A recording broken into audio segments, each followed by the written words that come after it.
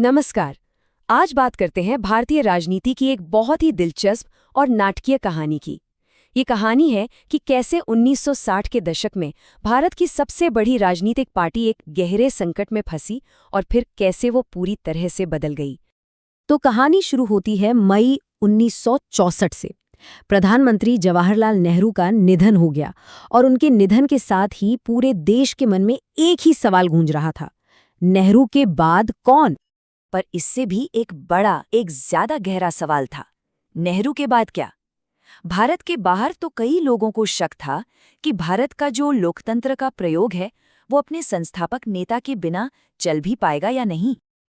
ये दौर था 1960s का, जिसे कई लोग खतरनाक दशक या डेंजरस डेकेड भी कहते थे। एक डर का माहौल था कि कहीं लोकतंत्र फेल ना हो जाए, कहीं सेना का शासन ना आ जाए या कहीं देश ही ना टूट जाए। तो हुआ ये कि नेहरू जी के बाद आए लाल बहादुर शास्त्री, पर देखिए सिर्फ 1.5 साल में ही उनका भी अचानक निधन हो गया।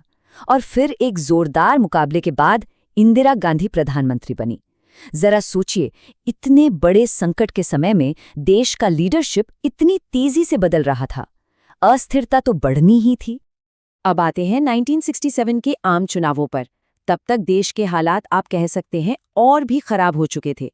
आर्थिक समस्याएं बहुत ज्यादा थीं, मॉनसून फेल हो गया, सूखा पड़ा, खाने की कमी, इन सब ने मिलकर पूरे देश में एक गुस्से का माहौल बना दिया था। और जब नतीजे आए तो सब हैरान रह गए। कांग्रेस को लोकसभा में बहुमत तो मिल गया, लेकिन ये 1952 के बाद से उनकी सबसे कम सीटें थीं। हालत ये थी कि इंदिरा गांधी के आधे मंत्री अपनी सीट हार गए। इसीलिए इसे राजनीतिक भूकंप कहा गया, और ये कोई मजाक नहीं था। अब विपक्ष ने इस मौके को भुनाने के लिए एक नई बड़ी क्लेवर स्ट्रैटेजी अपनाई। समाजवादी नेता राम मनोहर लोहिया ने इसे नाम दिया गैर कांग्रेसवाद। इसका फंडा बड़ा सिंपल था, चाहे आपकी विचारधारा कुछ भी हो, सब एक साथ आ जाओ, सिर्फ एक मकसद के लिए, कांग्रेस को हराना। और पता है क्या, ये स्ट्रैटेजी काम कर गई। पहली बार कांग्रेस 9 राज्यों में सत्ता से बाहर हो गई। उस जमाने में एक कहावत मशहूर हो गई थी कि आप दिल्ली से हावड़ा तक ट्रेन पकड़ लो और आपको रास्ते में एक भी कांग्रेस शासित राज्य नहीं मिलेगा। यहीं से भारत में गठबंधन सरकारों का एक नया दौर शुरू हुआ। इस नई राजनीतिक उथल-पुथल का एक बहुत बड़ा हिस्सा था दल बदल या डिफेक्शन। मतलब सीधा सा है, आप एक पार्टी के टिकट पर चुनाव जीते और फिर उसे छोड़कर किसी दूसरी पार्टी में शामिल हो गए। और ये चीज़ कितनी आम हो गई थी, इसका एक मज़ेदार किस्सा है। आया राम गया राम, ये मुहावरा तो सुना ही होगा। ये हरियाणा के एक एमएलए गया लाल की वजह से बना था, जिन्होंने सिर्फ 15 दिन के अंदर, जी हाँ 15 दिन में 3 बार पार्टी बदल डाली। ये उस दौर की राजनीति का एक तरह से सिंबल बन गया था। अब कहानी में एक नया ट्विस्ट आता है। इंदिरा गांधी के लिए जो असली चुनौती थी ना, वो विपक्ष से नहीं आ रही थी, वो आ रही थी उनकी अपनी ही पार्टी के अंदर से। ये चुनौती थी सिंडिकेट की तरफ से। अब ये सिंडिकेट क्या था? ये कांग्रेस के बड़े बड़े पुराने और बहुत पावरफुल नेताओं का एक ग्रुप था, जो असल में पार्टी संगठन को चलाते थे। इसमें के कामराज, एस.के. पाटिल जैसे दिग्गज शामिल थे। और सबसे दिलचस्प बात तो ये है कि इसी सिंडिकेट ने इंदिरा गांधी को प्रधानमंत्री बनवाने में मदद की थी। उनका हिसाब किताब ये था कि इंदिरा गांधी नई हैं, अनुभव कम है, तो वो उन पर ही निर्भर रहेंगी। लेकिन इंदिरा गांधी ने बहुत जल्दी ही उनके इस वहम को तोड़ना शुरू कर दिया और अपनी पकड़ मजबूत करने लगी।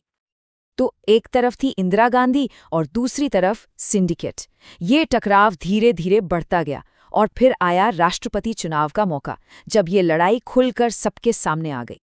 तो हुआ यूं कि राष्ट्रपति जाकिर हुसैन का निधन हो गया और पद खाली हो गया। सिंडिकेट ने अपना उम्मीदवार उतारा एन संजीव रेड्डी को, पर इंदिरा गांधी ने एक बहुत बड़ा दांव खेला।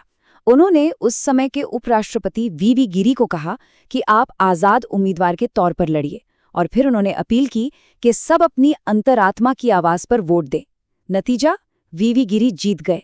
ये सिंडिकेट के लिए एक सीधी चुनौती थी। बस इस घटना के बाद पार्टी का टूटना लगभग तय हो गया था।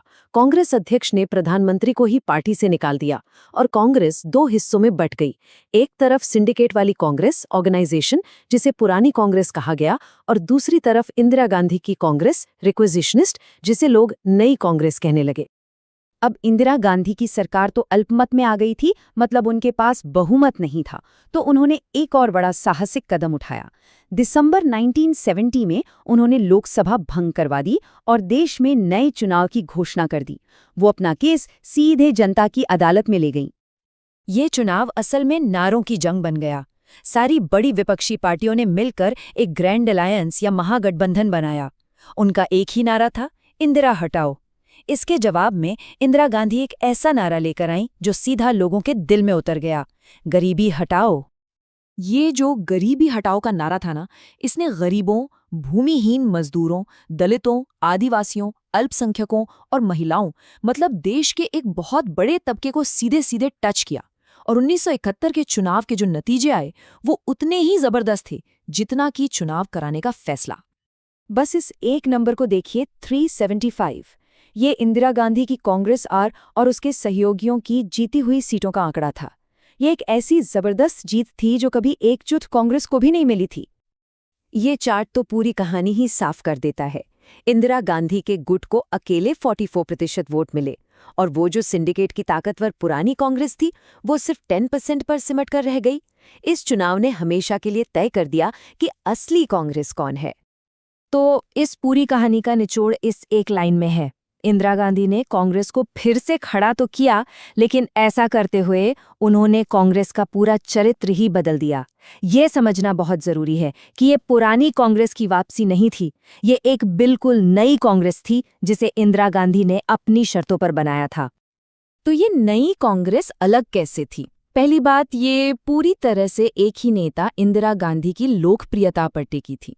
दूसरी, इसका पार्टी संगठन पहले से कमजोर और बहुत ज्यादा सेंट्रलाइज्ड था, मतलब सब कुछ दिल्ली से कंट्रोल होता था।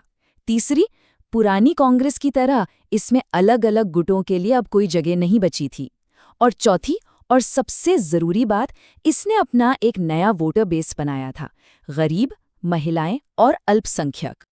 तो इस तरह कांग्रेस पार्टी का एक तरह से पुनर्जन्म हुआ, लेकिन एक बिल्कुल नए कलेवर में। और ये हमें एक बहुत ही अहम सवाल के साथ छोड़ जाता है। जब एक लोकतांत्रिक पार्टी को एक ही सर्वोच्च नेता के इर्द गिर्द दोबारा खड़ा किया जाता है तो उसका भविष्य क्या होता है? ये एक ऐसा सवाल है जिसका असर आज भी भारतीय राजनीति में महसूस किया जाता है।